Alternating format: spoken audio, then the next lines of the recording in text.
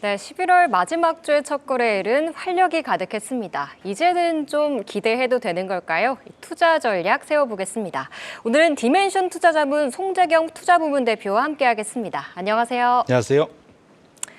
네, 최근 이 모건 스탠리가 한국 주식의 매력도를 조금 낮다고 평가를 했습니다. 그럼에도 지난 금요일부터 외국인 수급이 오늘까지 들어와 주나 싶었는데 방금 전 또 매도로 돌리면서 지난 금요일에 매수로 좀 그친 모습인데요. 아직까지는 좀 어렵다고 보는 걸까요? 결론부터 말씀드리면 외국인들은 가장 주시하는 하나의 변수라고 본다면 환율이라고 봐야 될 것 같고요.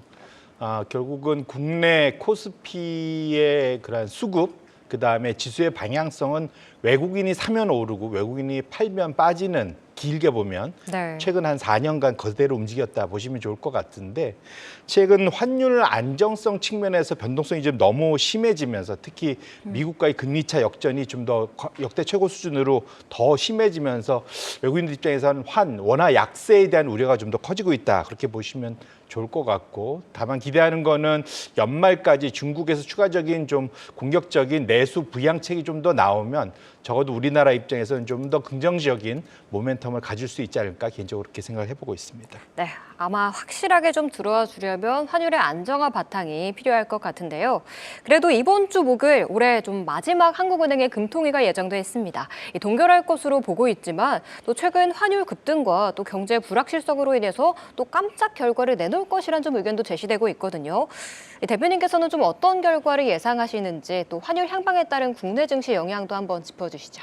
우리나라 내수가 상당히 부진한 상황이잖아요. 그런 측면에서 놓고 보면 금리를 좀 낮춰달라라는 요구사항, 압력 되게 많습니다. 네. 한국은행 입장에서는 국내 내수를 보면 경기 진작 차원에서 금리를 낮춰야 되는데, 이 환율이란 변수를 놓고 보면은 쉽사리 금리를 낮추기가 어려운 상황이다. 왜냐하면 그러니까 미국과 우리나라의 금리차 역전이 지금 최근 들어서 한 142bp, 1.4%가 넘게 지금 차이가 나고 있는 상황이다. 결국 그러니까 미국과의 금리차와 같이 환이 약세로 가고 있는 상황이기 때문에, 또 더군다나 최근 들어서 미국의 금리가 다시 우상향하고 있지 않습니까? 네. 그런 측에서 놓고 보면 지금 격차가 좀 더 벌어지고 있어서 환율이 드디어 이제 1,400원대 위에서 지금 움직이고 있는 상태인 거고요.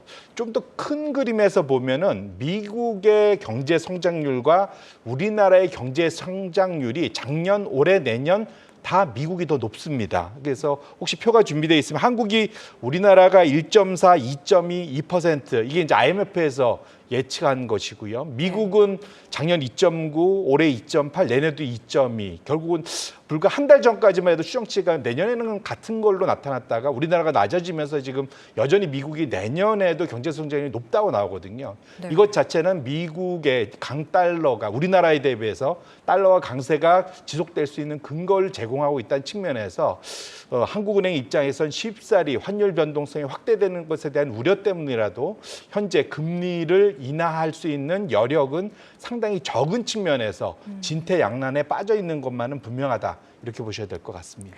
네, 경제 성장률의 격차가 좀 계속해서 벌어지고 있기 때문에 아직까지는 좀 동결 쪽에 무게를 둬보도록 하겠습니다. 대선 전후로 좀 한 달 새 짙었던 트럼프 트레이드가 뉴욕 시장에서는 좀 어느 정도 잡혀가는 분위기가 연출되고 있습니다.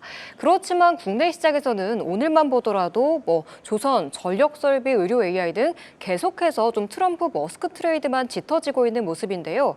이런 흐름은 좀 언제까지 지속될까요? 점점 좀 약화되고 있는 것만은 분명하다 봐야 될 것 같고요. 가장 큰 이유는 그 사이에 너무 과하게 트레이드가 좀 진행됐었다. 네. 역으로 보면 이제 그렇게 보셔야 될 것 같아요. 그래서 글로벌 테마 ETF들을 쭉 소위 상승률과 하락률로 우선순위를 세워보면 최상위권 5개와 최하위권 5개, 그걸 제가 이제 한번 가져와 봤습니다. 최상위권에서 1등 하면은 다들 예측 가능하겠지만 비트코인 ETF입니다. 맞아요. 예. 요즘도 계속 강하죠. 예, 한 달 동안 거의 50% 가까이 상승하면서 확실한 1등을 했고요. 반면에 제일 반대에 있는 것은 마리화나 ETF입니다. 이건 이제 해리스 트레이드 쪽. 결국은 트럼프의 승리에 대한 보상과 해리스 패배에 대한 그러한 처벌이 한 달간 지속됐다 보여야 될 것 같고요. 다만 이제 다행인 것은 적어도 처벌당하고 있던 분야가 지난주에 와서는 거의 그 보합권에 멈추면서 처벌이 이제 거의 멈춰간다. 보시면 마리화나는 아직 지난주에도 빠졌지만 네. 태양광, 신재생에너지, 자율주행 뭐 이런 쪽은 상당히 보합권까지 지금 멈춰섰거든요. 이렇게 놓고 보면 상대적으로는 좀 이제는 처벌이 멈췄고 이제는 좀 정상적으로 되돌아가려 한다 보셔야 될 것 같고, 소위 보상을 받던 분야는 소위 그 비트코인과 연관된 코인 거래소가 들어가 있거나 테슬라가 들어가 있는 리테마 ETF들이 많이 올랐다. 여전히 이중에 좀 집중되는데 그것도 이제 그 강도가 점점 약화되고 있다는 것을 투자자분들도 이제부터는 조금은 그 열기에서 벗어나서 냉정을 좀 찾아야 될 타이밍으로 가고 있다, 이렇게 볼 수 있겠습니다. 대표님, 표 중에서도 신재생 쪽 그 섹터들의 하락세가 진정되고 있다는 게 굉장히 눈에 띄기도 했고요. 또 어제 들려왔던 뉴스 중에서는 이 노스볼트가 좀 파산 신청을 했던 뉴스도 있었습니다. 저는 좀 업종 전반이 이렇게 힘든가라고 생각을 했는데 오히려 국내에서는 이 경쟁 업체 제거라고 평가를 하면서 관련주들이 조금 오늘 강세를 보였거든요. 2차 전지 관련주 좀 향방은 어떻게 보는 게 좋을까요? 일단 우리나라는 빠져도 너무 많이 빠졌습니다. 잘 아시겠지만 뭐 대표 종목들이 지난 2년간 최고점 대비 거의 일주일 전 바닥에는 거의 70% 빠졌거든요. 결국 100원이었으면 30원 됐었다는 거죠. 엄청나게 네. 빠졌다가 지금 소위 기술적 반등을 이제 강하게 좀 보여주고 있는 거다 봐야 될 것 같고요.